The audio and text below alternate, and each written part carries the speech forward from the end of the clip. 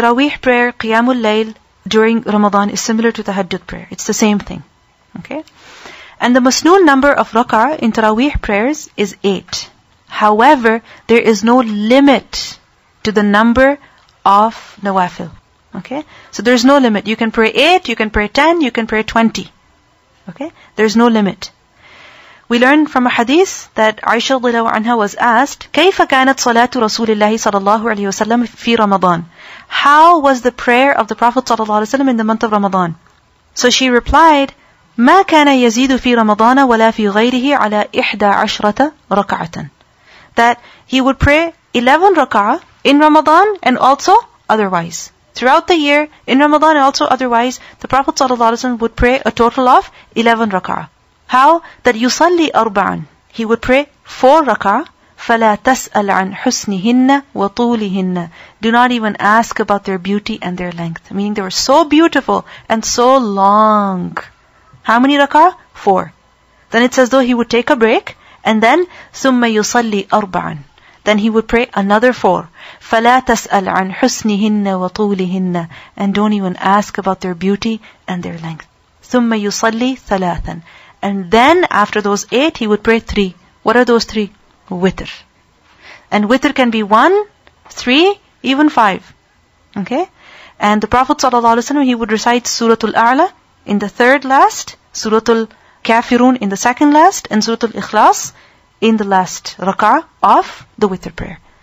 So, we see that the Prophet ﷺ performed 8 units of prayer. However, you can also perform more or less. But you have to see whatever is possible for you. And how many ever your imam is praying.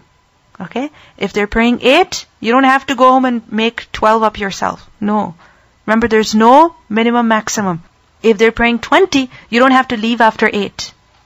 Okay? You can also pray 20 behind the imam. And make sure that if you're praying behind the imam, then pray until the end. Don't leave early.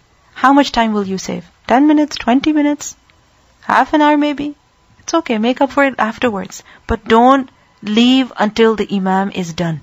Because in the hadith, what did we learn? The people requested the Prophet ﷺ to pray all night long. And what did he say? If a man prays with the imam until he finishes, meaning until the imam finishes, then it will be written for him as if he prayed the entire night. The entire night. So pray your witr along with the imam as well.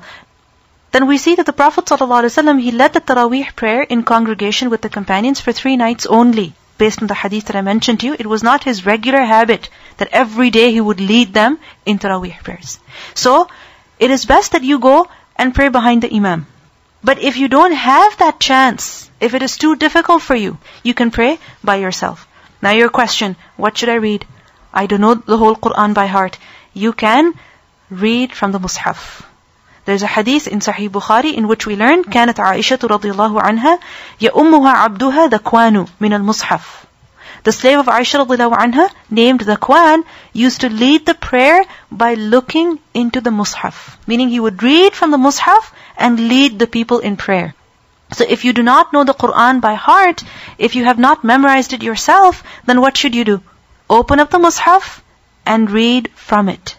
And set a target daily. Tonight I'm going to read an entire juz, a juz and a half. And by the way, it's not necessary to recite an entire juz in the night. Okay?